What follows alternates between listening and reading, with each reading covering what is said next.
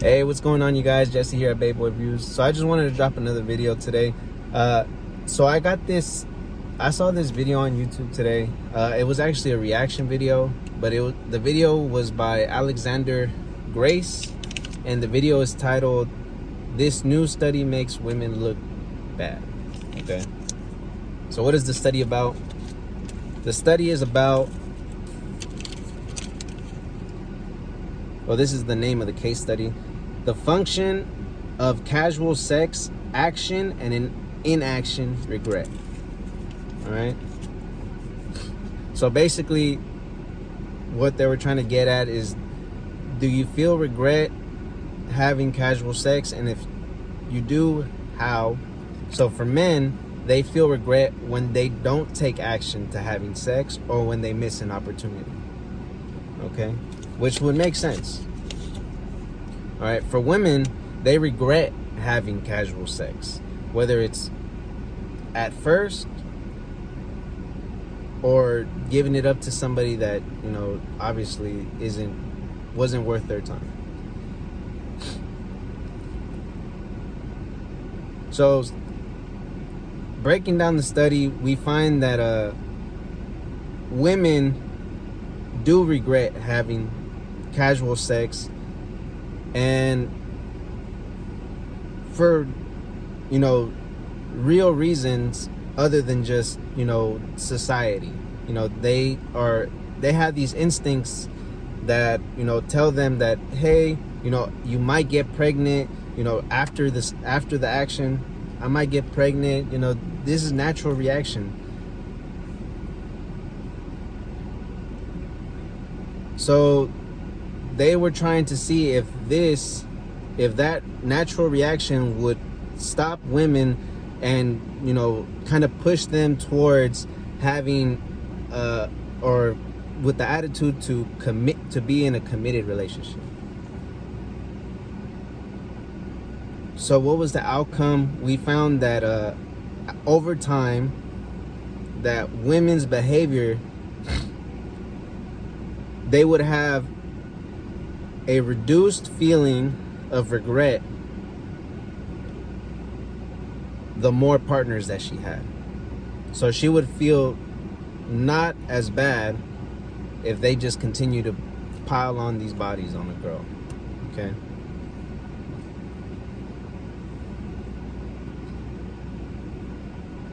So if that wasn't bad enough, the same study would show that women would also be less likely to commit in a serious relationship with because they have so many options. And that's actually quite scary for people that want to start families, people that want to build a committed relationship with the woman. It's not easy. You have to commit just like women commit, and yeah, it's getting kind of scary out here for you guys. What do I believe? I believe that the purpose of getting married, the purpose of getting in a relationship is to have an outcome, and the outcome for me is to have a family. I didn't always think this way. I'm just turned 27, and I just had my daughter, and I just started getting my act together too. But it did take that form of responsibility to wash away all the dumb shit in my head, and to realize, hey, there's a person out there that actually needs you, and you probably should get your fucking shit together. Anyways, so women feel less regret having more sexual partners over time, and they also find themselves less likely to be in a committed relationship. So I'm not here to judge. I'm not here to tell you guys what to do. I'm just here to share the analysis that we've got from this case study, and then hopefully you guys will take it in and relate this to your own life. And if you find yourself a part of this case study, go ahead, leave a like, comment, let me know what you guys think. And hopefully we continue to grow on this channel. We continue to, you know, hopefully get everybody's life together. Because I know I'm far away from having it together.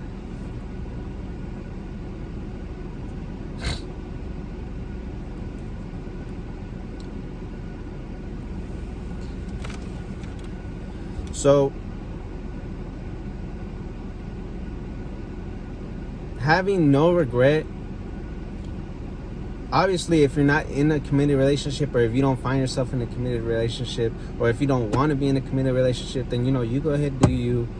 But for the men that are looking to have a committed relationship, and you find yourself investing time, investing money, and investing, you know, resources into a relationship that, you know, you don't know if it's going anywhere, you don't know that, or say you find out that they were doing something behind your back. Women usually defend themselves with an emotional argument where they start breaking down in tears. They'll start, you know, the waterworks starts coming out. So for you guys that haven't put two and two together, women don't regret it. They might regret it in the moment, but their character shows otherwise. So their character is based on the stuff that they do in their day-to-day life. Okay, so if they find themselves texting guys all the freaking time, if they find themselves, you know, very secretive, closed off to you, and they don't want to share their phones, you know, these are pretty big red flags. And unless you're doing the same thing, I probably recommend you stepping away from this and, you know, figuring yourself out. So women that don't regret it and hit you with an emotional argument and you start getting these waterworks, fuck her, bro. Tell that bitch to leave. All right, her character is showing you that she's not in good faith of your guys' relationship, and you should probably walk away. All right, so here's a couple of things that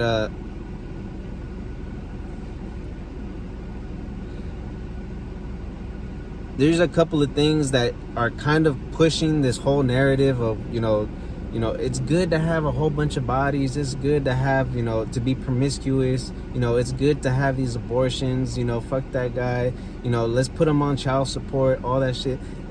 Bro, wrap it, please. As far as the feminine movement,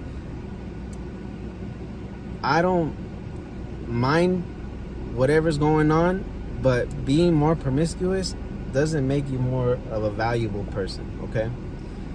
Regardless if it's guys or girls, what I feel really shows the value of somebody is somebody that's willing to commit, somebody that really sees a situation and they're willing to, you know, work on themselves. They're willing to work on their family or whatever family that they choose to have, because having sex with somebody is a choice, and an abortion is an easy out, to say the least.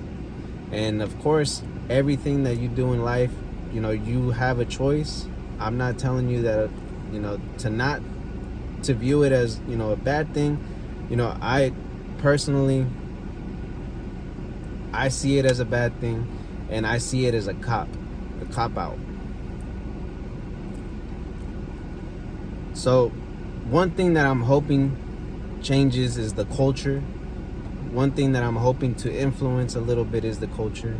I don't like the fact that men and women are fighting each other over the internet. I don't like the fact that, you know, that there's this whole movement that, you know, guys are just these manipulators. There's this, you know, guys work hard to maintain what they got going on, just like women do. And I think that, you know, having a family is a beautiful thing. And I think that bringing a child into this world is probably one of the most self-sacrificing things, regardless if you're a man or a woman. Because a woman, if you're lucky enough, you get to stay home and you get to watch over this beautiful child and continue to just flood love into this beautiful young child. And you know, not everybody has the same circumstances, and no, I don't believe everybody should be a parent, but if you do have the opportunity to, I recommend having kids for sure. I don't want to be a part of these people that, you know, they're 30 something and they're just starting to have kids, and by the time they're 60 they're, you know, I don't know. Another thing that I also recommend is, you know, committing early. You know, find yourself a wife, find yourself somebody that is willing to fuck the rest of the world off just to commit and have a family with you. You know, and there are women out there, regardless of whatever you see on the media. You know, half the time this shit's bullshit anyways. Don't believe half the shit you see on the internet. All right, don't find yourself with the woman calling your phone telling you about that they're pregnant, that they're gonna put you on child support. Don't do that. Don't fall for the culture that, you know, you need to make $1 million in order to find yourself a good woman. Don't. Work hard, love what you do, and be happy.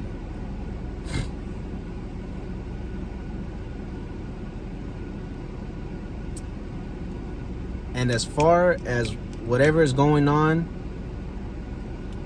with the feminist movement and this whole red pill shit, I think it all boils down to weak men. I think we have a generation of men that are afraid to commit. We have a generation of men that don't see the value in having a family. I see it all the time. There's these whole reaction videos of, you know, these guys, and they're making a YouTube video, and they, you know, they're swapping phones, you know,